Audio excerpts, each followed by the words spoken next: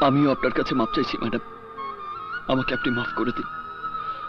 আমি রাগের মাথায় আপনার গায়ে হাত তুলেছি, দয়া করে আপনি আমাকে মাফ করে দিন। আমি আপনাকে সবসময় পাহারা দিই, এটা সত্য। আমার লোকজনও দূর থেকে আপনাকে চোখে চোখে রাখে, যাতে কেউ আপনার কোনো ক্ষতি করতে না পারে। এটা আমারই নির্দেশ।